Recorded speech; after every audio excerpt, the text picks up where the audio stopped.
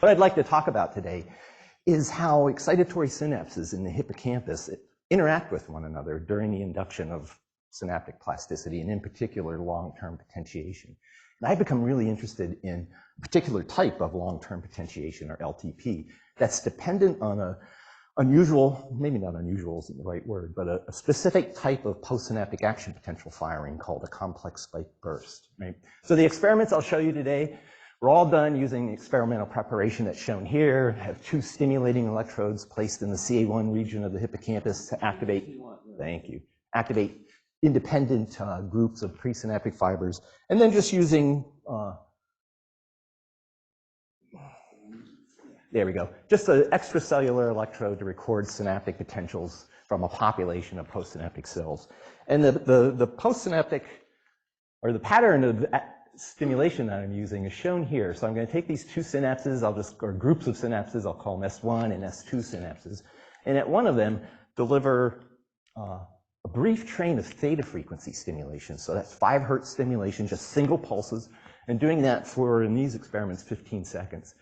So here, we're activating those two different groups of synapses at a low rate, just establishing a baseline, and then at time 0, give this theta pulse stimulation protocol, this 5 hertz for 15 seconds. And you can see what happens. These S1 synapses that receive that stimulation, they potentiate, right?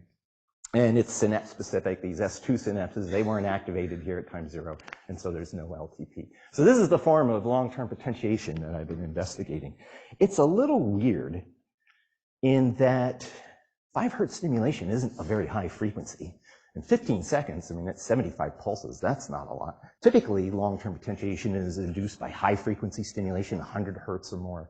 That's done over a second and then repeated. So this is not minimal, but fairly sort of mild stimulation. And the question is, well, where is the postsynaptic depolarization required to activate NMDA-type glutamate receptors coming from, right, to turn on to induce long-term potentiation? And the answer to that question comes from looking at what happens during those theta pulse stimulations. You can see on the EPSP here that as we go into the protocol, we start getting these negative downward going population spikes, right? There's a sharp electrical event occurring out in the dendrites. We're recording from the dendrites of the cell. And when we first saw that, it looked a little weird, like what is going on? There's some kind of bursting event happening in the cell. But through these extracellular recordings, it's a little difficult to know exactly what it is. And to get a better idea of what's going on, rather than using an extracellular recording, we actually patched onto individual CA1 pyramidal cells, repeated those stimulation protocols, and asked what's happening at the level of individual cells. And that's what's shown here. So here's the extracellular recording. We're doing a theta pulse stimulation, so single pulses at 5 hertz. Here's the first one, the 10th, and so on. And you can see what happens. What emerges with time, with activity, is the cells, sort of the postsynaptic cells, convert into this burst mode of action potential firing. And you can see there's details about those spikes. I'll just bottom line it for you. That's sort of the classic complex spike burst that one sees in CA1 pyramidal cells. So the idea is that that's where the depolarization is coming from to trigger NMDA receptor activation and allow LTP induction with these protocols. Now, you saw in that video and in those traces I showed you, that conversion into the bursting mode of action potential generation during the theta frequency stimulation is very activity dependent, and that's what's being plotted here. Just counting the number of these negative going population spikes in our dendritic field recording as a function of the stimulation pulses during theta frequency stimulation. And you can see at 5 seconds, it hasn't begun yet. There's very little bursting. Around 10 seconds, that's kind of the threshold where we begin to see 2 or more of these population spikes. So that's our definition of a burst. And then as you go on later, the bursting gets very strong and is maintained for the whole pulse. So to look at the role of these spikes in LTP induction with these protocols, what we did was to just do experiments where we stop the stimulation before the bursting begins, or as it's just getting going, or as it's been well established. The EPSPs are inducing robust complex spike bursting. And then look at the amount of LTP you get. And that's what's shown here. Here, the probability of complex spike bursting is just counting the number of EPSPs that evoke a burst versus the total number that are delivered during these different trains, and then how much LTP you get. And you can see there's no bursts, no potentiation, lots of bursting, lots of potentiation. So it kind of fits with the idea that the complex spike burst is the crucial event to trigger LTP induction with these protocols. The problem is, well, inconsistent with that is you just look at the correlation between that probability of complex spike bursting and the amount of LTP you get, it's highly correlated. Right? What's a little silly about doing that analysis is the amount of potentiation is also highly correlated with just the duration of the 5 Hz stimulation, right? So to get a better idea of what's going on there, first did experiments with a low concentration of tetrodotoxin, not enough to influence basal synaptic transmission, not enough to inhibit single spiking, but enough to suppress excitability to prevent the burst mode of action potential firing. And you can see what happens there. This is just summarizing the experiments. Dramatically reduces the probability of bursting during a long train of these theta pulse stimulation, right? And just nails LTP. And then consistent with the idea, I'll get to it in just a second, that it's NMDA receptor dependent. You can do the same thing with the NMDA receptor blocker. Blocks the potentiation and also suppresses excitability a little bit. Peter? So is this a network effect, or is this like pretty quiet and it's on just It's a network effect, and we can talk more about that at the end. But the idea, why does this bursting emerge, and why does it have this particular activity dependence? I think, and I don't have data to prove it, but I think what's happening is that there's a short-term depression of feed-forward inhibition. So when you activate these excitatory fibers, yeah, they activate excitatory synapses on the CA1 pyramidal cells, but they also activate local interneurons, and you get a delayed inhibitory postsynaptic potential. During these theta frequency protocols, that inhibition kind of melts away. There's a short-term depression of inhibitory synaptic transmission. And I think that loss of inhibition allows the EPSPs to escape the effects of feed-forward inhibition and now start to trigger these bursts. So it is a network effect in that sense. Now, like I said, I don't have data for that, but that's the current idea. So, at this point in the lab, we always thought, this is just heavy in LTP, right? It's coincident EPSPs with postsynaptic depolarization. The depolarization is the burst.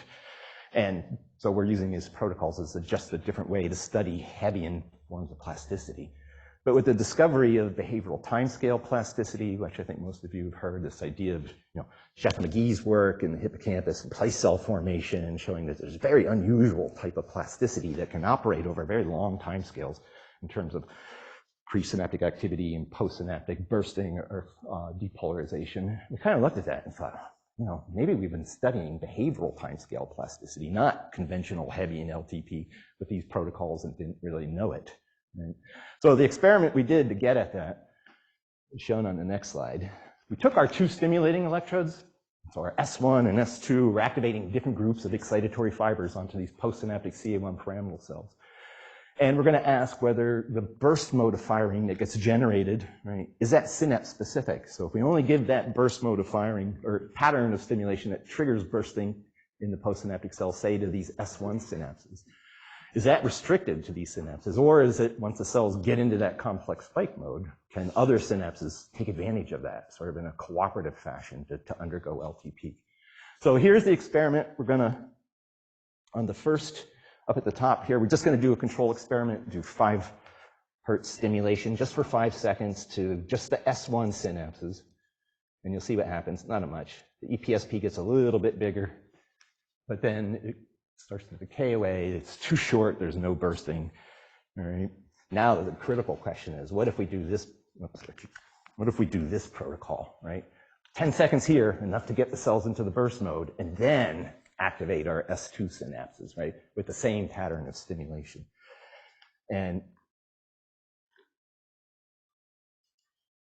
you can see what happens. It's like, boom, the synapses immediately jump into that bursting mode, right? They're inducing LTP. And you can imagine, okay, if we just activate the S1 synapses alone, no bursting, and there you can see the result in terms of the potentiation, no LTP. And the ones that did with the pattern that produces strong bursting, or allows the S2 synapses to induce strong bursting, you can see we get strong LTP. It's interesting. I mean, these synapses got half the amount of stimulation, but they're getting twice as much potentiation. And the reason is, bursting is almost 100%. Every EPSP is evoking a burst here, versus for this protocol, yeah, they get the burst mode generated, but for a long portion of the protocol, there's no bursting, right? And so it's probability of complex spike bursting is low, and so the potentiation is low. So here's another one of these videos. Then the idea was, can we gap it? Does this operate? Does this sort of cooperativity in this burst form of plasticity operate over longer time scales. So we're doing sequential, right, patterns of stimulation. What if we do this? Give that, 10 seconds to get the burst mode generated via the S1 synapses, and then wait for a time before we activate these S2 synapses. And you'll see what happens here. I'm going to start by showing you on the S1 synapses. So they get going. Now you can see the bursts start to emerge. And here, okay, we're in the burst mode for sure. And now we wait. And bam, they just jump right into that complex mode of action potential firing. And, you know, again, I'll show you the LTP from those experiments. This is what one sees, right? So with that protocol we just looked at, you know, the 10 seconds is enough to give modest LTP at our S1 synapses, but we get robust LTP, even with a 4-second delay, right, between activation of those two synapses. I've mapped that out just by varying that interval. And really the effect, the interaction between the synapses lasts at least 6 seconds. Right. And you can see this sort of heterosynaptic facilitation of the bursting. That's what it's plotted here, that probability of bursting during this 5-second protocol, right? That lasts for the same period of time. So when we think about heavy in LTP and cooperativity, how synapses interact with one another, that works on tens of milliseconds timescales. You have to activate your different groups of synapses very, very close to one another. And for standard heavy in plasticity rules, as you start to pull things apart, you don't have cooperativity anymore. With this burst-dependent form of plasticity, you can see what's happening, right? We're now implementing cooperative interactions between synapses over behavioral timescales of multiple seconds. So is this timescale consistent with short-term depression of inhibition? I don't know. That's a crucial question. So we know, when we've looked at it, that if you do these theta frequency stimulation protocols, you see that feed-forward inhibition melt away. It's pretty dramatic. I can show you a picture of it. We haven't done the experiment of, like, how long does it take to recover? And that's a crucial question, right? There could be other things going on here. You could be getting sort of a short-term plasticity of intrinsic excitability, right? So that the dendrites are more excitable, and that's also making it easier for the EPSPs to trigger the complex spike burst that's needed for LTP induction. So good question, but things we don't know. You just did this experiment in the presence of particular receptor block inhibition, which is the way that LTP was originally studied. Do you see the same thing in inhibition? No, and I haven't done the experiment. Because I try not to mess things up. I want to see how plasticity mechanisms work with inhibition intact as you know, under normal conditions as possible. It's kind of silly to say that because I'm using the hippocampal slice preparation, which is not very physiological, right? But yeah, I don't know. I do think it would be interesting, and maybe Allison's talk will touch on this later. You know, given the potential role of inhibitory plasticity in sort of regulating EPSP evoked complex spike bursting. Could something like modulatory neurotransmitters that decrease inhibition act in sort of a gating fashion to enable or facilitate the bursting and then change how these plasticity rules work?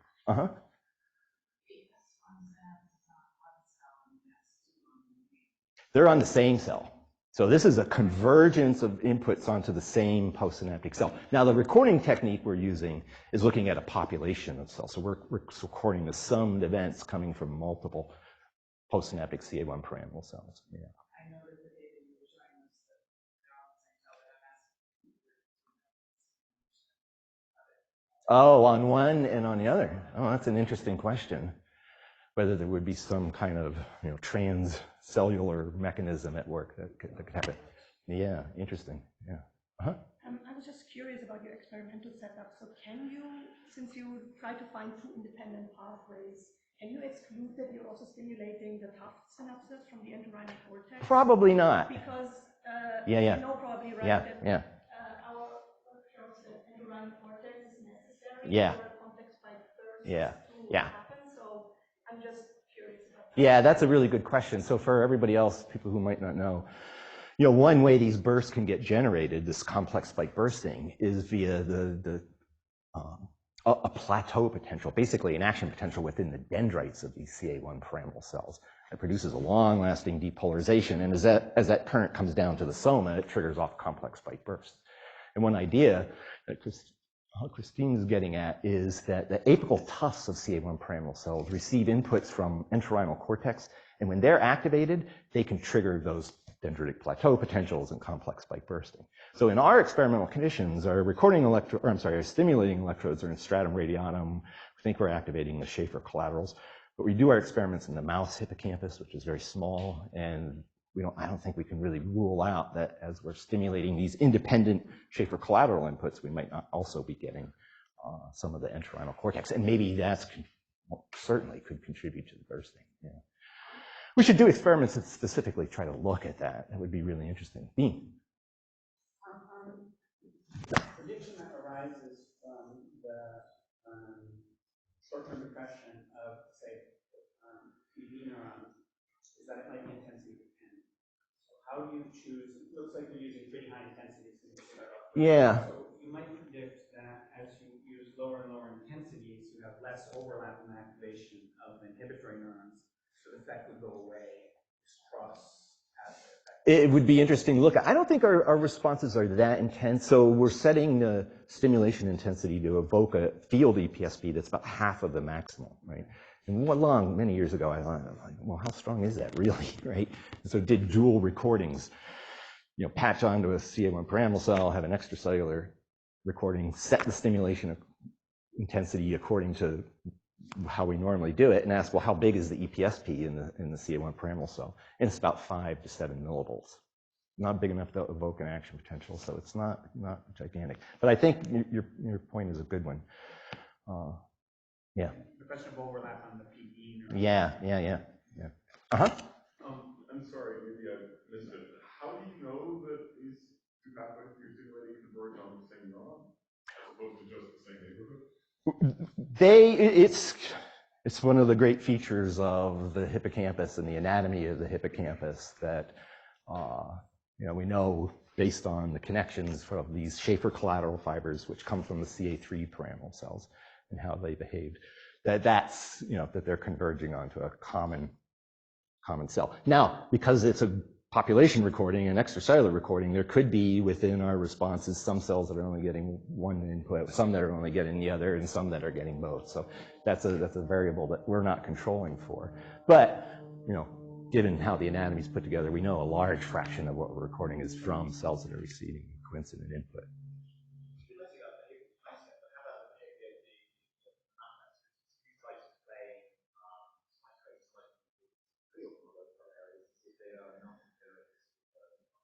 Yeah, that's a good question if I understand it, and I think we're running out of time, but I do have some experiments to show that sort of speak to that. So let me move on. But the questions are great, and I don't mind. Let me show you this.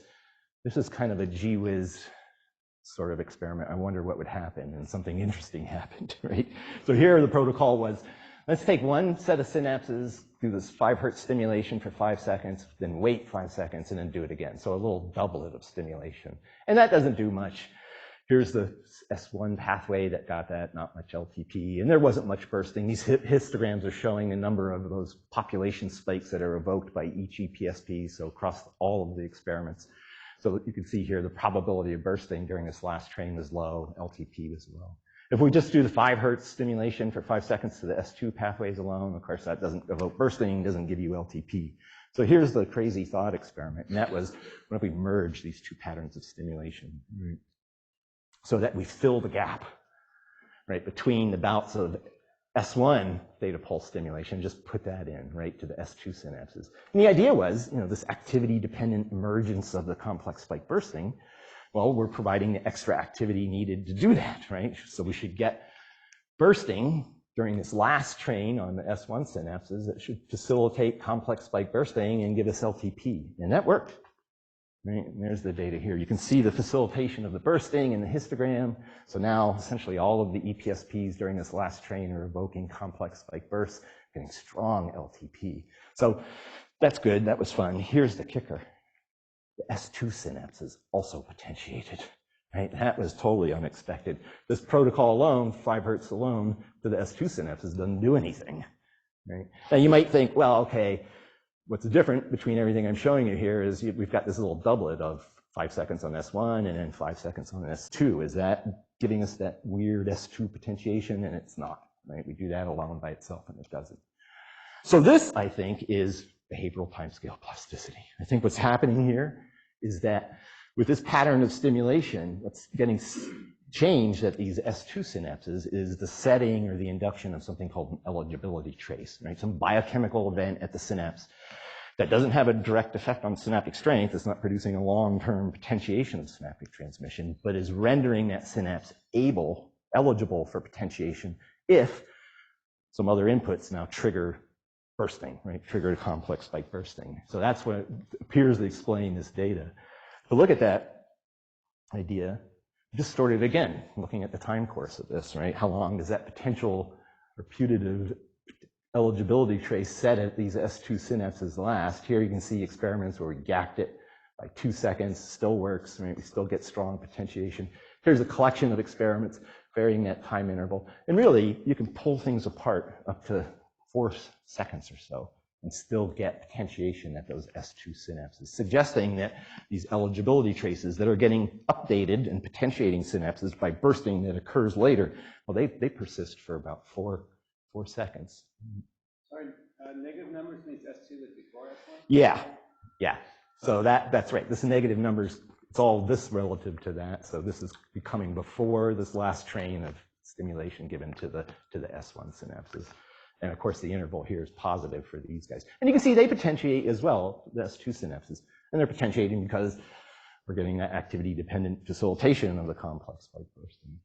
Okay. All right. And so just the last couple of minutes, let me show you this, and then I'll just briefly show you one other thing. So, the idea is, and I mentioned it, I just threw it out there, that, you set an eligibility trace with these patterns of stimulation, it persists for a couple of seconds, and then it's getting updated by bursting triggered by other synapses, providing this sort of unusual form of cooperative interactions between synapses. Is it really complex spike bursting that's the trigger for updating the eligibility trace, right? And that's what this experiment was aimed to look at. So here's, we looked at this before, here's that gap, 2 seconds, we still get LTP at these S2 synapses. Here's to do the same pattern of stimulation, but instead of getting the theta pulse stimulation, which triggers the bursting, right, gave high frequency stimulation, 100 hertz. So single pulses of stimulation at 100 hertz for 1 second, repeated that twice with a 10-second interval between them. So a really intense stimulation protocol, right? That results in strong LTP induction at the S1 synapses. But look what happens now. We don't get LTP. We don't get the bursting with this high frequency mode. We don't get complex spike bursting, right?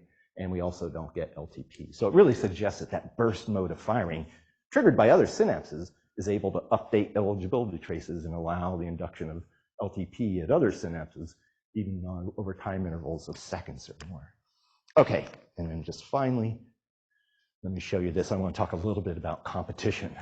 So doing these experiments, all of them were done with, do 10 seconds here, 15 seconds maybe, get the cells into the complex spike bursting mode through activation of one set of synapses, and then okay, let's activate an independent group and ask how that happens, right? And I thought, well, why don't we give longer trains of stimulation to those S1 synapses, 20 seconds, 25 seconds, trains that induce strong homosynaptic LTP? Do they produce stronger cooperative interactions, longer lasting cooperative interactions between the S1 and the S2 synapses? And the answer was no. In fact, they do just the opposite. So here's our standard thing that I've been showing you all along here. Okay, let's do 25 seconds of theta frequency stimulation to the S1 synapses. You can see we get nice LTP at those guys. But when we try to look at the cooperative interactions, they're completely abolished. We get no LTP.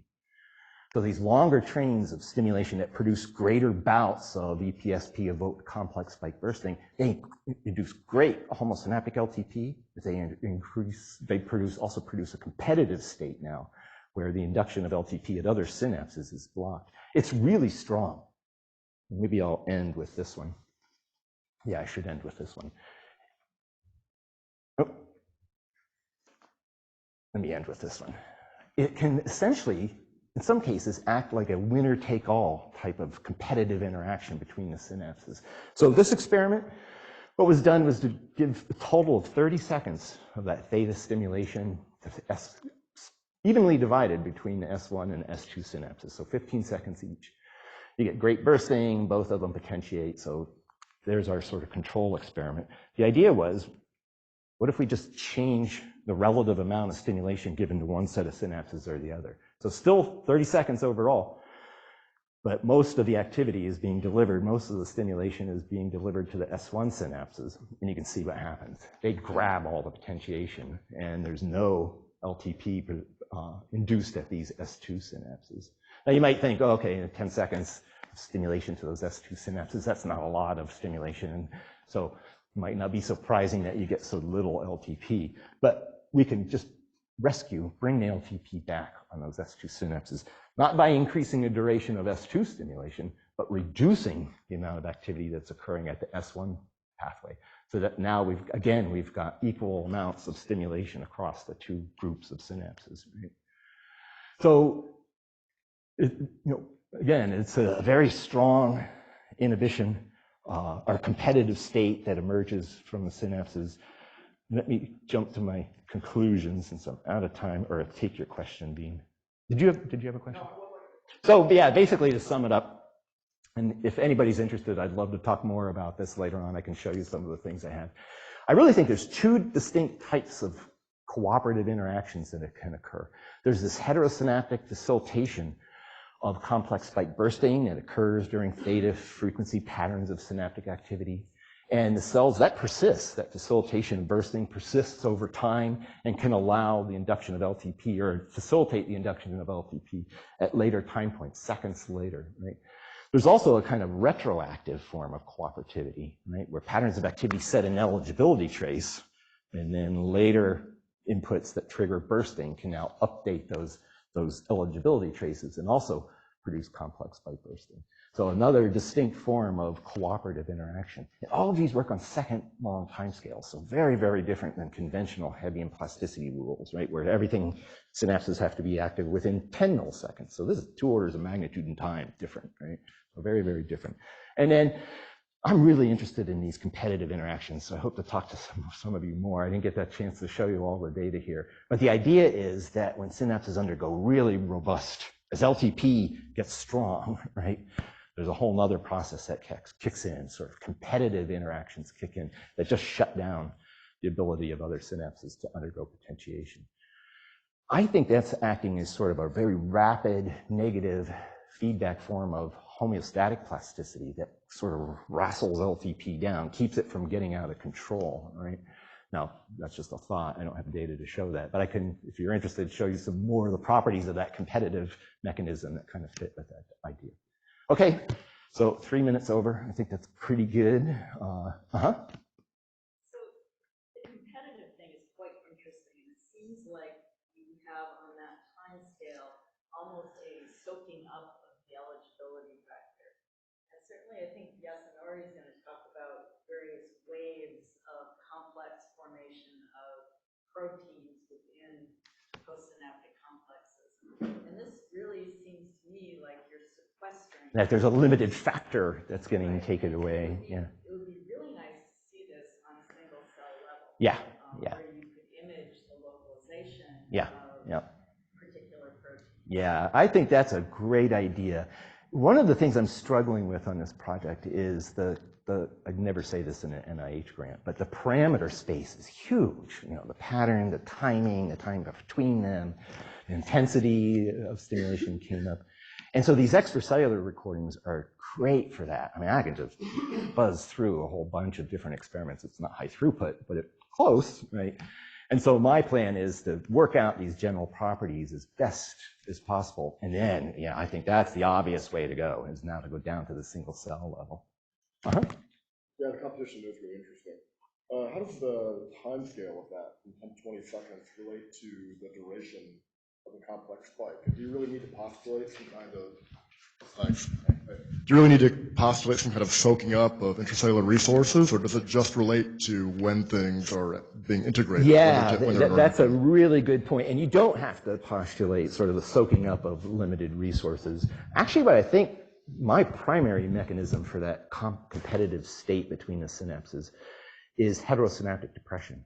That when you do strong LTP, you also get a strong transient heterosynaptic depression at other excitatory synapses, and that's acting to tampen down NMDA receptor activity. So you think that basically the field potential is a composite of some LTP and some LTD, and that's why you get kind of this, you know, mid-level. I don't know. I can't answer that, but I don't think that's the case. Oh, then where's the LTD? There, I can't find it. Can I show a picture real quick? Can I show a slide? Tom, you have plenty of time. Okay. 45 minutes total. Yeah. So here, Cliff will recognize the picture here, right? This is one of the experiments I did to characterize that competitive state, right? And the idea was, it's kind of reminiscent of this BMC plasticity rule that regulates competition, right, between following the induction of LTP, heterosynaptic competition between cells. So here's the slide I stole from Cliff's paper. And the idea in the BMC plasticity rule is, some patterns, frequencies of postsynaptic activity will induce LTD, some will induce LTP. There's this crossover threshold, the modification threshold in the BMC rule at that frequency. And the idea is that following high frequency single spikes in a postsynaptic cell, following LTP induction at one set of synapses, this modification threshold shifts to higher frequencies, right? So you get a competitive state. That works in a heterosynaptic manner. So now at other synapses, a pattern of activity that would have induced LTP now induce LTD, right? Or ones that induce strong LTP now do nothing. So I wanted to see if this was happening, right, with this competitive state that gets induced. Do I now see something like that? Do I see LTD? And I don't. Here's what I see. So here's my control experiments. Oh, here's all the experiments. So here in control experiments, what I did was on the S2 synapses, just give 100 stimulation pulses, so activate the synapse 100 times at different frequencies from 2 to 100 hertz, and that's what's shown in the red here, right? And then did that again, but now on those S1 synapses, give them a long bout of 5 hertz theta frequency stimulation to induce a strong competitive state, and then repeat those protocols. And you can see here, so there's that shift. I see the shift in the LTP induction as a result of the induction of competitive interactions between the synapses, but I never see the LTD, right? It's either a potentiation or nothing.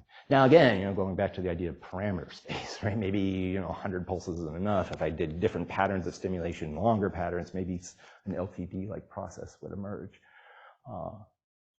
But I don't know. I'm kind of doubtful.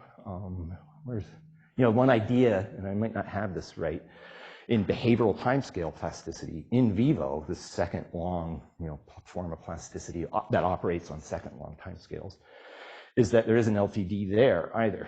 And the rule is that potentiated synapses will depress depending on how they're active relative to a complex spike burst or a plateau potentials, while weak synapses potentiation. So there might be like a weight-dependent rule. You're either strong and get weaker, or you're weak and get stronger, but you never go from baseline down, right? So maybe you're seeing a reflection of that. Cliff?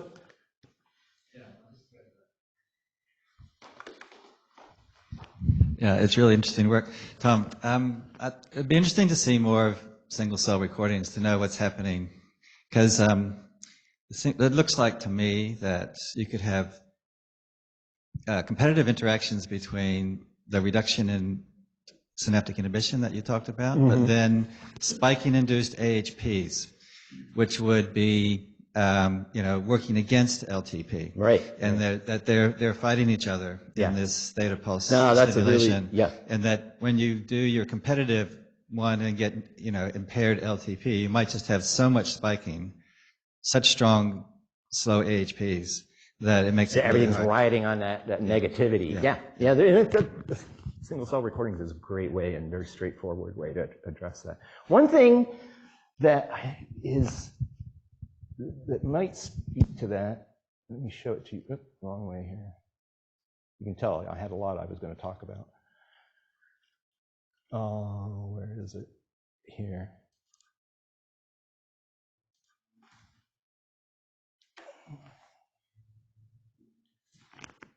Yeah, look at this one. Here I'm looking at the heterosynaptic depression sort of in isolation, right? So I'm activating the S2 synapses all by themselves during the baseline, and then at time 0, give different patterns of activity to the S1 synapses, right? Either theta frequency pulses, right, that induce a strong heterosynaptic depression that then decays pretty transiently, right? And here, giving high frequency stimulation, 100 hertz, right? And that doesn't induce complex spike bursting, doesn't give you much heterosynaptic depression. And here's plotting out how much bursting occurred during the S1 synapse stimulation and how much transient heterosynaptic depression was induced at the S1 synapses. And you can see, it's kind of weird. Only in the frequencies of stimulation of these S2 synapses that induce bursting, that's what induces the transient heterosynaptic depression. So, if it was 100 hertz inducing an AHP, you think it would still be there, right? And we can test that. But this suggests another possible mechanism that, it's selectively these patterns of activity that recruit or induce heterosynaptic depression are going to be the ones that we would predict then, or only these patterns are the ones that generate that competitive state. And then the question is, can we start tearing them apart in time, right? We know the time course of the heterosynaptic depression, it really suggests that the competitive state's only going to persist for a few minutes, if we're right, and we might be wrong. It could be something like metaplasticity that acts on tens of minutes or so. So we'll see. It's an interesting experiment to try. Dean? Could you go back to your last data slide before your summary? Yeah. No, one more. Which summary? The 10, 15, 15, and then, yeah, here. So here, you're recording continuously. So you can look at the number of population spikes induced by S2 after 20 and after 10. Yep. Is it the same? So. Yes and no. Okay. It's the same in number, right? So if you ask what's the probability of complex spike bursting, and you just count a spike if it's there, right? It's the same, right? It doesn't seem to be a change. It's not a lack of bursting that's responsible for this. The trick is, and I think it's because of that heterosynaptic depression, right? So the synapses, the potentials during that 10 seconds, they're smaller than they would be otherwise. And the population spikes are greatly reduced in amplitude. So, there is a reduction in bursting, but I think it's because there's a reduction in the excitatory drive due to the heterosynaptic. Okay, so there is some room for a direct depolarization effect. Yeah, there absolutely is. It's very cool, but this retroactive effect, I think, is really amazing. Yeah. And you and some of Kirkwood's data have some of this case where what you do after influences what you've done before. So since we're in the physics department, it would be sort of this reverse causality. I thought of it that way as well, and I try to get that thought out of my mind because it's too weird. It's interesting you say that, Dean. I've had two different experiences. Well, no, I've had one different experience presenting this stuff. Everybody's interested in the eligibility trace, right? And the mechanisms. What is the molecular mechanisms of the trace, and how do those interact with the instructive signal, right? The bursting. That's what everybody's interested in. And I agree, that's like a fundamental question right now, right? For these burst-dependent forms of plasticity that allow synapses to talk and interact with one another over second scales. But I'm really, really interested in the competitive stuff. I just wrote a grant, and it was almost all on synaptic competition, and I'm worried the reviewers are going to be like, well, you're not working on the most interesting thing, which is the eligibility trace. I can shout. Now it's Thank you. I'm going to ask you then a follow-up question on both the mechanism and the competitiveness. From the intracellular trace, if I look at the complex spikes, to me, besides the first sodium spike, the rest looks like calcium spikelets riding on a wave, right? So could this be that the competitiveness and the mechanism come from how much calcium you have in each dendrite, depending on the location and the amplitude of the stimuli? So if you have too much or too little, you activated kinases or phosphatases, therefore driving each dendrite towards LTP and LTD. Yeah, that's a really interesting idea. And I've thought of an experiment to try to look at sort of those spatial scales, and again, using these simple extracellular techniques. But what if you activate synapses in stratum radionum, so on the apical dendrites, give enough activity to trigger bursting and get, either the cooperative or the competitive state going, and then look at synapses down in the basal dendrites and stratum aureum, so a spatial scale of hundreds of microns, and ask, do the interactions still occur, right? And kind of go to what you're thinking about, breaking things apart over big spatial scales. But I think it is possible. You could have different dendrites, within stratum radionum and the apical dendrites that are experiencing different amounts of calcium and triggering LTP, LTD. That's right. Any other questions? Okay, great. All right.